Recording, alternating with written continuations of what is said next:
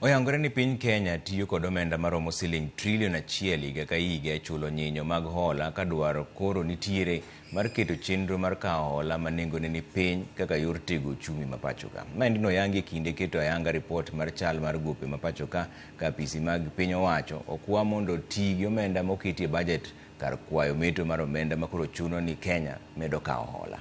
Lydia Okeyo nigi ler mar wachni. E kinde keto ayanga report mar chal mar gope gi hola ma pachoka, oyangore ni kuom budget mar piny Kenya maromo siling trilion 4.2, omenda maromo siling trilion 1 itiyo gode chulo nyinyo kata interest mag hola ma piny Kenya nigo. We are spending huge resources on public debt service, and we cannot sit back and think that things we have already reached Canaan. No. Ka oketo ayanga report makamano, Director mar duol marango chal mar gope ma pachoka Rafael Otieno oyango ni ma en gino mayuayo uchumi mar piny Kenya chien, ka bende oyango yore duoko piny nyinyogo kokalo kuom chenro mag kawo hola ma nyinyo mag ni piny, keto agula achiel e migawo mar omenda e kind mamoko. The National Treasury undertaking operations such as the debt swaps, which essentially our aim will be to issue instruments at lower interest costs and use those instruments to take out the debt instruments that are very costly.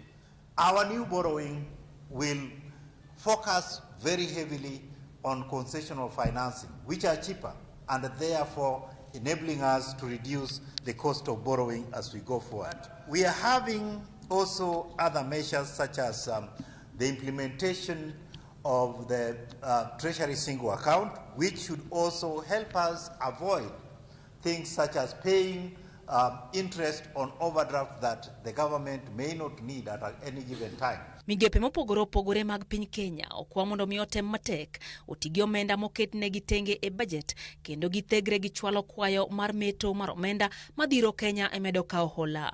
Article 223 is expenditure outside what we planned in our budget. We must borrow sometimes to finance issues that were left out of the budget for valid reasons, but which we must now bring back on board. Granted that some of the issues are uncontrollable. We have heard about the droughts, but there are also issues. People are coming to ask for money for cultural events. People are coming to ask for money to buy additional vehicles.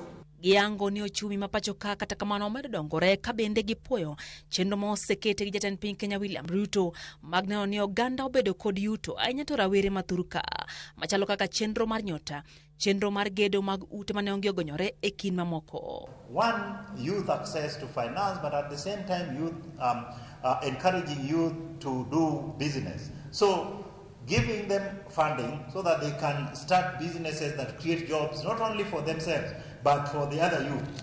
In the affordable housing program, out of the 800 contractors that are implementing that project, the bulk of them are the local contractors. So that is building local capacity, enabling them to create jobs for our Kenyan youth instead of letting the earnings from the project implementation be taken out of the country. We have done very well, and we are in the right trajectory, but there is work that is yet to be done. Bende opeo migawo ma oganda jo Kenya matie pinje ma oko mako mar chwalo omenda e pachoka ne familia magi omenda maromo $5 bilion higa ka higa, gino mawacho ni osekonyo ngiro chumi mathuruka.